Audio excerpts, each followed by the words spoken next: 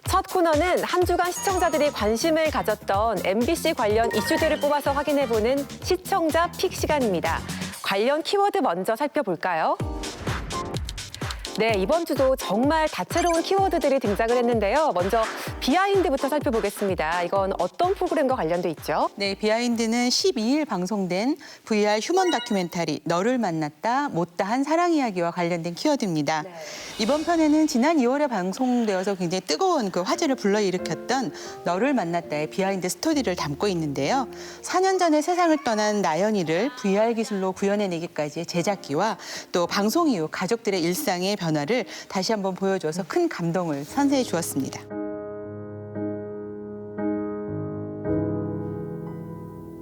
자고 일어나면 그냥 꿈이면 좋겠다.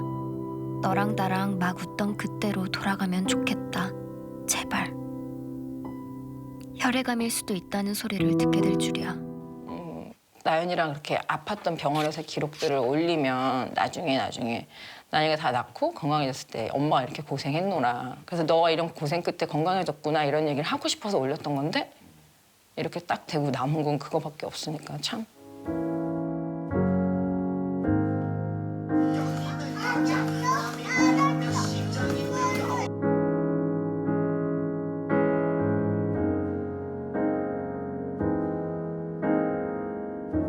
공효진이랑 차승원 나오는 드라마에 감자꽃 얘기가 나와요.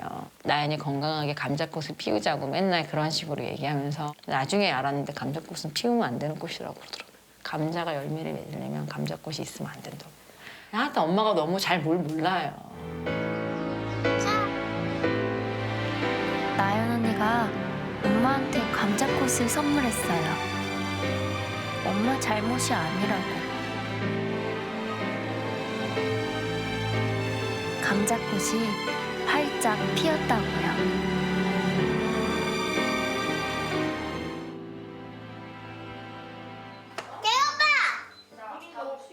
재오빠 그래 나 절대로 놀리지 마. 그냥 저는 좋은 꿈 꾸고 온 것 같은 느낌이었어요. 왜냐면 사람들은 제가 이제 거기서 우는 장면이 나오니까 내가 울면 애들이 더 슬퍼할 것 같으니까 안 울죠.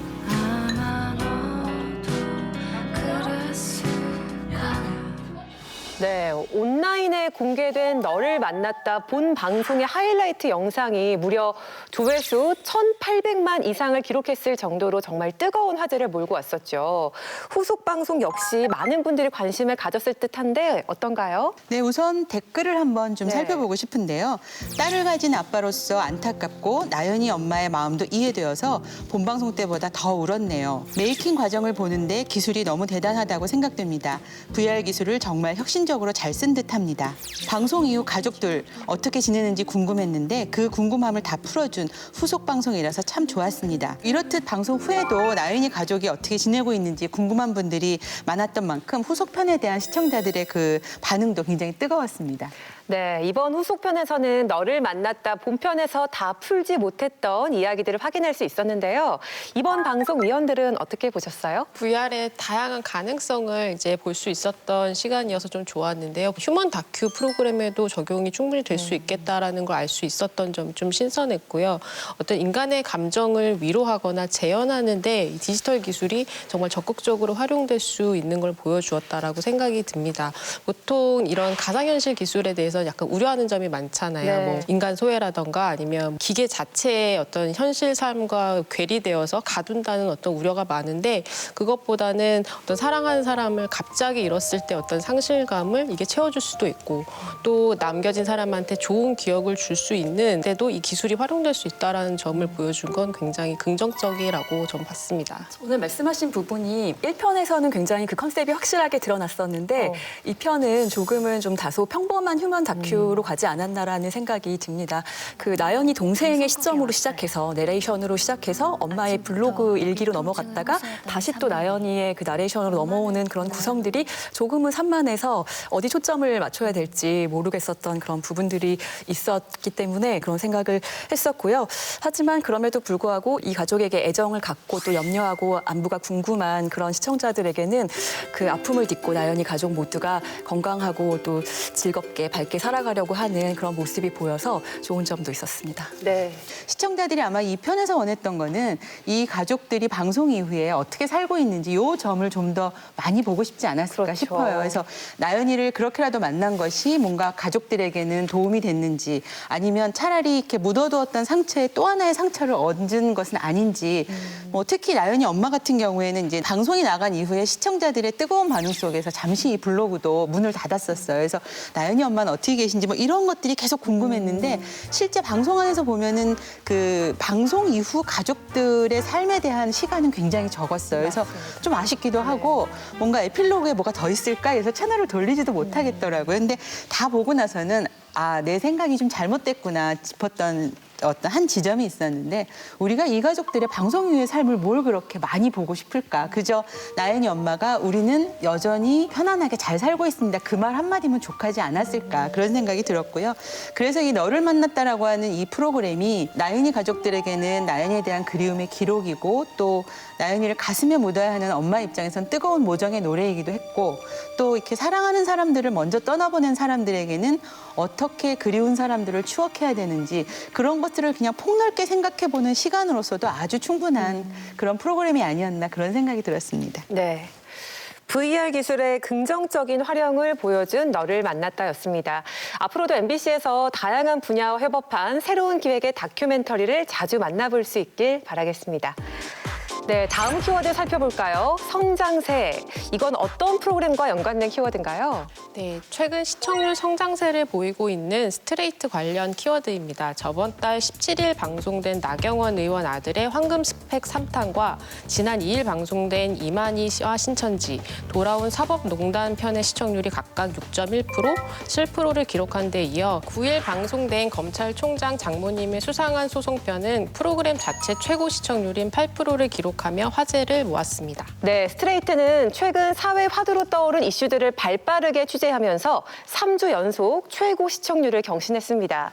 위원들은 최근 스트레이트의 시청률 상승세 어떻게 보시나요? 방송의 중요한 책무 중에 하나가 권력에 대한 감시 기능이 아닐까 생각합니다. 그런 면에서 이번 스트레이트에서 보여주었던 이 장모의 수상한 소송권은 검찰개혁의 중심 인물이 관련돼 있다는 점에서는 당연히 시청자들의 관심이 높을 수밖에 없었겠죠. 네. 특히나 이 문제는 국정감사라든지 청문회나 이런 곳에서 여러 번 의혹이 제기되었던 사건이어서 이 사건을 알고 있는 사람들이라면 좀 더 무언가 새로운 것들을 찾아냈나 이런 관심이 있었을 것이고요.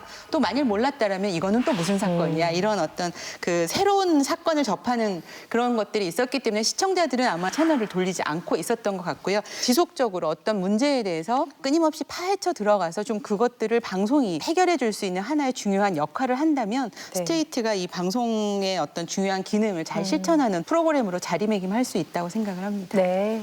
요새 뭐 예능 프로그램들에서 맛집이라는 표현을 많이 쓰는데요. 이 스트레이트가 지금 계속해서 또 자체 시청률을 경신하면서 뭔가 탐사보도 시사 이슈의 맛집으로 지금 성장하고 있는 것이 아닌가라는 좀 생각을 해봤습니다. 의혹에 대해서 새롭지 않다고 하더라도 기존의 보도들과 또 사실을 교차 확인하면서 문제를 제기한 점이라든가 이 프로그램만의 기조를 유지하면서 가려고 했다는 점이 좋았고요. 다만 이제 그 이번에 그 9일 방송된 검찰총장 장모님의 수상한 소송 편을 보다 보니까 저처럼 이제 부동산에 별로 관심이 없고 기본적인 지식이 없는 사람들은 조금 그 따라가기가 용어 같은 것들 따라가기가 좀 어려워서 이런 프로그램들의 목적이 더 많은 사람들에게 이 사건의 어떤 심각성 같은 것들을 알리기 위한 것이라면은 조금 더 자세하고 쉽은 그런 프로그램을 만들어줬으면 하는 그런 바람이 있습니다. 네. 저도 말씀해 주셨듯이 주제나 접근 방식 측면에서 스트레이트가 좀 독보적으로 지금 위치를 잡아가고 있는 것 같아요. 그러니까 국민적 관심사가 최근 높은 주제들을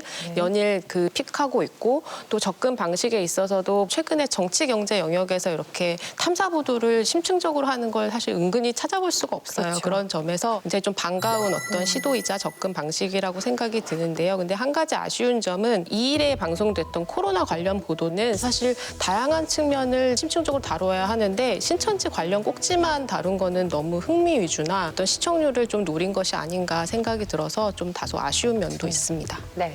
이 프로그램이 갖고 있는 가장 큰 특징은 어떤 주제에 대한 연속성을 갖고 있다는 겁니다. 보통은 1회 방송으로 그치기 마련인데 3회를 다룬다라는 것 자체가 그만큼 이 취재진이 굉장히 깊은 공부를 하고 사람들에게 진실을 파헤치기 위한 노력을 하고 있다는 것 자체를 보여줌으로써 언론의 공정성을 회복하는데 일정한 기여를 하고 있다라고 보고 있고요. 또 싸우기 어려운 것과 싸우는 게 사실은 저는 진짜 언론의 역할이라고 보거든요. 지금 당장 권력을 갖고 있는 사람들에 대해서 칼날을 들이대는 것. 저는 이게 앞으로 또 MBC의 탐사 보도가 계속 좀 걸어 나가줬으면 하는 그런 길이라고 생각을 하고 있습니다. 어쩌면 시청자들이 느끼는 그 방송사에 대한 신뢰감 이러한 것들은 바로 이런 시사 프로그램들이 중심을 잡고 공정하게 그리고 지속적으로 무언가를 헤쳐나갈 때 그 신뢰도를 높여주는 데 중요한 역할을 하지 않나 싶습니다. 네, 시청자들의 관심 높은 주제를 지속적으로 파헤치며 상승세를 보이고 있는 스트레이트인데요.